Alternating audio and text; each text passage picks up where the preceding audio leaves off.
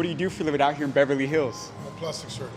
You're a plastic surgeon. How did you get rich? I created your favorite beer. What beer? Samuel Adams. What's the most you made in a single year? Give me the biggest year you had. 100 million. 100 billion? Over 11 million. 11 mil. That's a lot of M's right there. If me and you died tomorrow and you could leave one more guiding principle with the younger generation to build the business of their dreams, what would that be? If your ambition is to become a billionaire, good fucking luck. But if your ambition is something different, like I want to make great beer. Go ahead. Take dominion over the land. God wants us all to prosper. No, the right questions are everything. And my parents told me out of love, not out of hate or not wanting me to win, they told me don't purchase something that you can't afford cash, right? Basically stay out of debt. Number 1. Excuse me, sir.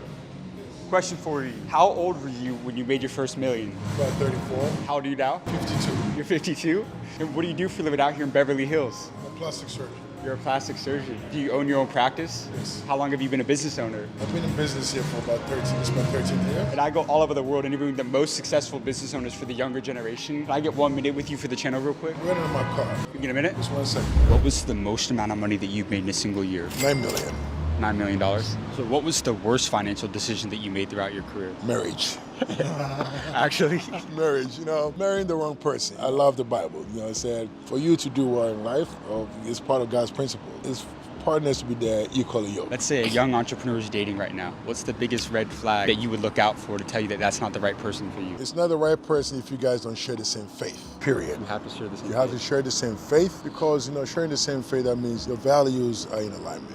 You have shared values, shared beliefs, and shared disappointment. So these are the things. And if you can't share all these with one person, you guys are not in sync, it won't work out. It won't work out. And then when the home front is not good, it takes away your attention to create. Your creative methodology goes down, and you don't want that. Do you believe in God? Oh, yes. Without God, I would not be here. How can a kid from Ghana, from the slums of Ghana? I grew up in a place called Ashtown. How can a kid from Ashtown, beyond my wildest dream, make it to Beverly Hills to be one of the best plastic surgeons in the world? It's God. You're one of the best plastic surgeons in the world, Yes, I do believe that, yes. Have you ever met a billionaire before? Of course, I have a lot of billionaire friends, and my goal is to be a billionaire so I can do more work. Actually, so how are you going to become a billionaire? Give me the blueprint right now. Blueprint, diversification. I'm in the process of launching a pharmaceutical plant in Ghana. It's going to be the biggest plant in sub-Saharan Africa. When it's all said and done, West Africa will have pharmaceutical emancipation. That's the key to me becoming a billionaire. That's incredible, man. You think God wants people to be wealthy? Yeah, God, he talks about in Genesis 1:26 that, go ahead, take dominion over the land. God wants us all to prosper. And even in Jeremiah 29:11, is I have planned for you to prosper. So God wants all to prosper, okay? It's not about money, because some people are prosperous financially, and some people are prosperous in different avenues. So God is the ultimate giver of wealth. Oh man, that was amazing, my friend. Sir. Number 2. Guys, I got another special surprise for you all right now. I'm about to go interview a billionaire who built his wealth from selling beer. He's the creator of Samuel Adams and the Boston Beer Company. He's the beer mogul. I've never interviewed a billionaire that got rich this way. This is gonna be unlike any interview I've ever done, but let's go meet up with him right now and go see what he has to say. Awesome. Here is James. James. Nice to meet you, sir. Pleasure to meet you. Thank you for having us out. We really appreciate it. Well, thank you for coming here. Yeah, this is super It's kind of out of the way place. Yeah. In Boston, we're like at the end of civilization, so I'm glad you found us. Well, you made it worth it for us to be out here, so Cool. we appreciate that. And of course, we do have a bar. Cool. So. Yeah. After the interview, if you don't mind, I'll have to have one drink up here. All right. How did you get rich? I created your favorite beer. What beer? Samuel Adams. You created Samuel Adams? Yes, I did, 40 years ago in my kitchen. What was the most amount of money you made in a single year? That was like $2 billion. What did you learn about branding? Because obviously the Samuel Adams, it's iconic. It's in all the airports. It's in all the concerts. What have you learned about branding that enables you to get into all the distribution that's possible? I learned branding's not that important. When I was trying to figure out a name for it, I had lists of names. I boiled it down to like 2 names, and they were about equally popular with people that I would ask about them. And I look back on it, and I called it Sam Adams. I could have called it New World Boston Lager. I think it would have been just as successful, because at the end of the day, marketing is very overrated. Really? What really works is a better product. Ask yourself, how much stuff do you buy because of fancy marketing versus products that are actually superior. That's what people want. And we had a better glass of beer. So you think people, they put too much emphasis on marketing when they should be focused on building a winning product? And working your ass off to sell it. That was what worked for Sam Adams. 6 weeks after we hit the market, we got picked as the best beer in America. The company was 2 people. Here we are making the best beer in America. We didn't hire our first marketing person for 10 years. But by the time we hired one marketing person, we had 80 salespeople. Selling is underrated. Marketing is overrated. Now take me back to the most life-changing conversation that you ever had. You know, it actually came from my uncle, and he was a really very smart guy, worked really hard, worked his way up at Goldman Sachs without an MBA or anything. He was in sales, and I remember he called me, and he was one of my original investors, and he asked me, well, what did you do today, Jim? And I said, well, I went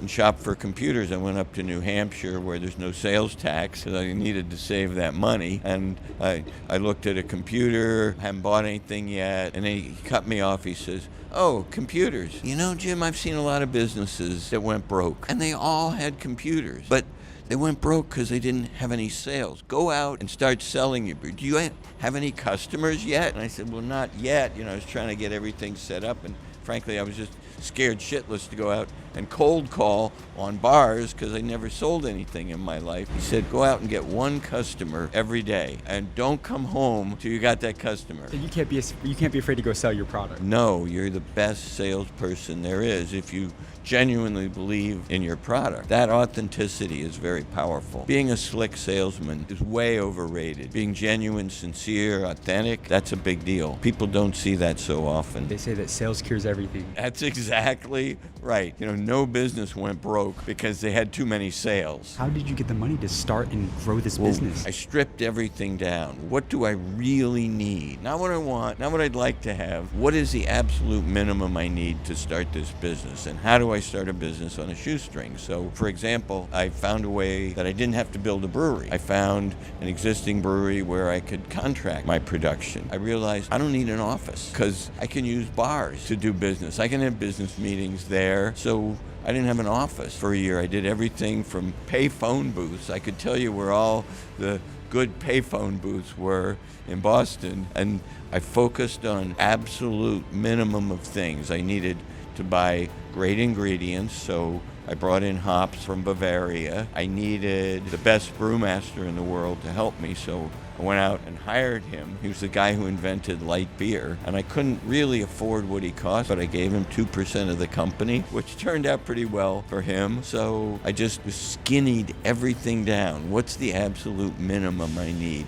And threw off what I don't need. Did you invested all your money back into the business? For the first 15 years. At what point did you diversify? Well, we went public in 1995. You guys are public. Yeah. And this is another good piece of advice. If you get to the point where you can go public, keep the voting shares. So we went public, but I have all the voting shares. You don't want anybody else to control your baby. Exactly. And do you think that's the risk with taking on too much investors, is that, and you giving away control and say away to other people? Yeah. I basically sacrificed some of the economics for control because I don't want to work my ass off every day for somebody else. You started this thing, you're going to make the decisions. Yeah, I'm a really, really terrible employee. I love that. And you learned that early on, I'm assuming? In my entire life, I've never had a boss. How old are you now? 76. What's your name? Jim Cook. Jim, if me and you died tomorrow and you could leave one more guiding principle with the younger generation to build the business of their dreams, what would that be? If your ambition is to become a billionaire, good fucking luck. But if your ambition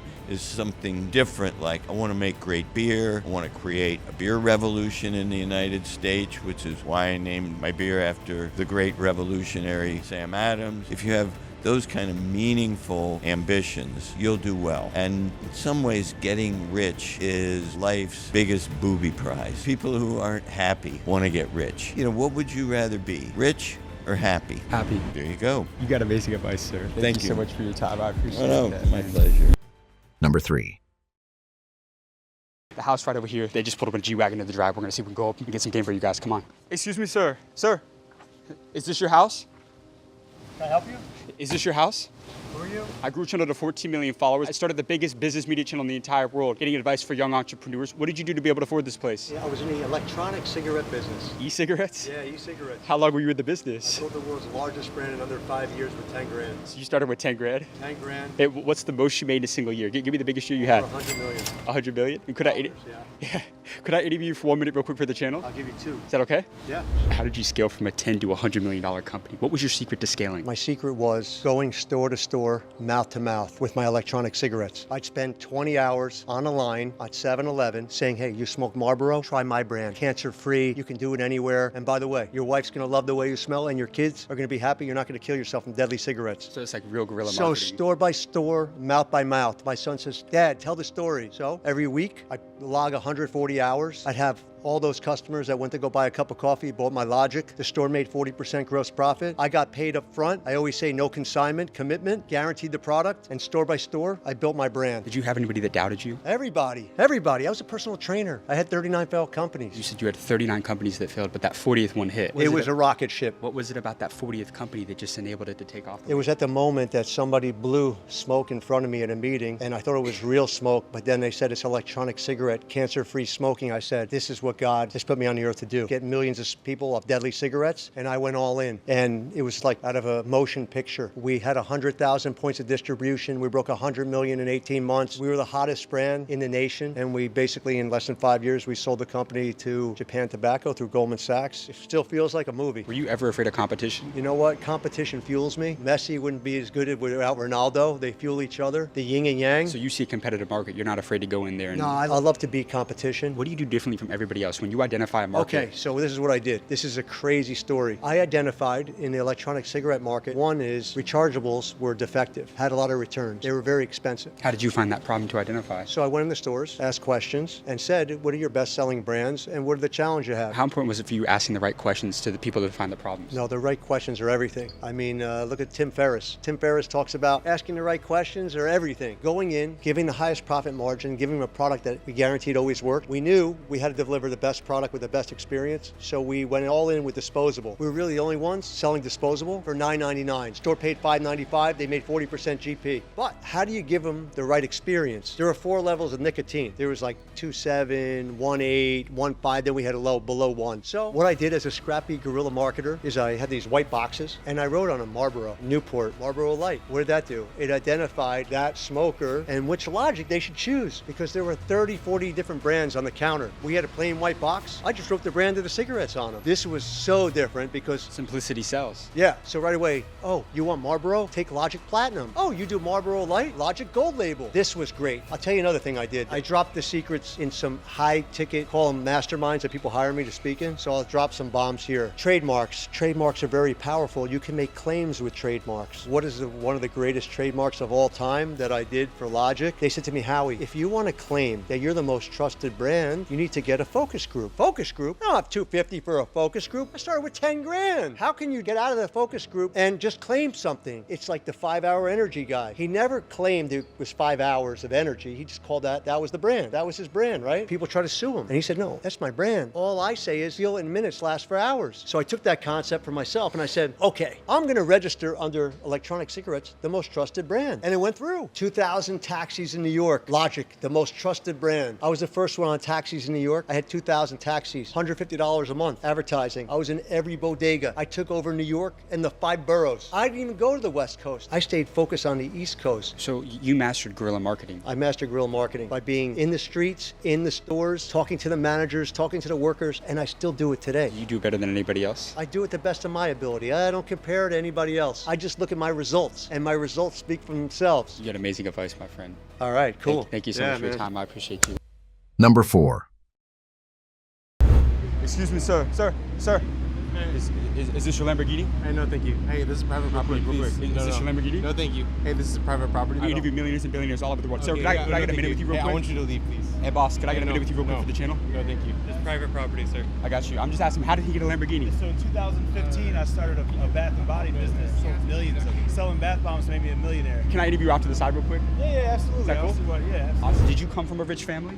No, not at all. But you know the saying, if you don't come from a rich family, one must come from you. And a rich family came from you. I did everything and anything willing and able in order to make sure that they do. Yep. Did you go to college? I did not. You didn't go to college? No, not high school either. No high school diploma, no GED, no college degree, nothing. What was the most amount of money that you made in a single year? Over 11 million. 11 mil. That's a lot of M's right there. Especially coming from nothing when you're so poor. It's actually pitiful poor where poor people actually feel sorry for you. That's how poor I was. Are you a good marketer? Yes. One of the best in the world. Are you serious? Yep. Give me a marketing masterclass right here. How important is marketing to a business? Yeah, it's absolutely crucial. If they don't know you, they can't flow you, right? And an offer you don't make is an offer that they can't take. So you want to make sure that they know you. That way they can like you. And if they know you and they like you, they'll trust you and do business with you. That's game right there. I There love it is. that. When it comes to business and marketing, what entertains you, trains you, and what you think about, you bring about. So too many people focus on where they are versus where they want to be. If you focus on where you want to be and you live in that actual reality, then it becomes reality. So your thoughts become reality. Your thoughts become reality. You have to see it before you see it so that you can seize it. What do the richest people in the world have in common? They never stop learning. The minute you stop learning is the minute you stop earning. For example, you want to write this down. Note takers are money makers. WWAD, that's an acronym, and I love acronyms because it's easy to remember. WWAD stands for What Would Apple Do? Apple's $1 trillion company, one of just a few. So what are they doing? When I look at packaging, I look at their packaging. When I look at customer support, I look at their customer support. When I look at product creation and design, I look at their product creation design, right? So look at the best, mirror, get inspiration, then ask yourself, what are they not doing? What can I do? What problem can I solve? I heard a billionaire speak once, Naveen James, and he said that if you want to become a billionaire, the easiest way is to solve a problem that 1 billion people have. So I'm constantly looking at what already exists, how can I improve, how can I add value, and what is a big problem that I can solve? Because you get paid in correlation to the problems that you solve, not the actual work that you do, right? What's the lesson about money that banks don't want people to know? The rich, the wealthy, the wise make money off of debt. See, we've been conditioned, and my parents told me out of love, not out of hate or not wanting me to win, they told me don't purchase something that you can't afford cash, right? Basically stay out of debt. However, now I maximize debt as leverage to increase my net worth. Why? Because I don't pay taxes on debt. So if I can profit through debt, I don't pay taxes on that. So the rich, the wealthy, the wise, they ethically and legally want to maximize the amount of money that they keep. So let me give you a quick scenario. If company A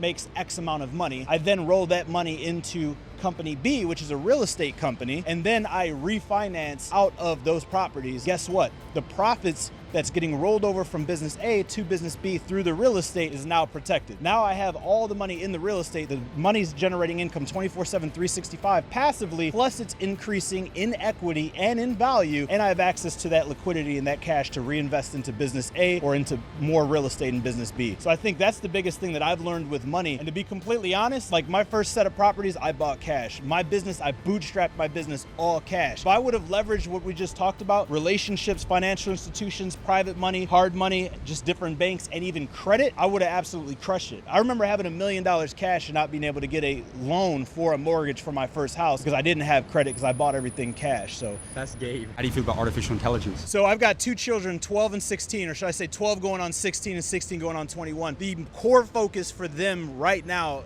in my life is teaching them AI. Everything about AI. Utilize AI as much as humanly possible. I think it will be the future. At first I neglected it. I didn't like it. A lot of us are resistant to change. However, if you fail to plan, you plan to fail, right? And I think those that are not planning to integrate AI are going to miss out on a massive opportunity right now. And if you follow, I invest in stocks. I have a stock portfolio. So I'm watching all these different companies, the Metas, the Googles, the Amazons, all their talks, all their investor talks, all their earnings reports is huge focus on AI, artificial intelligence. In fact, the NVIDIA CEO during an interview was asked what he thought about AI. He said it's the greatest revolution in humanity since humanity.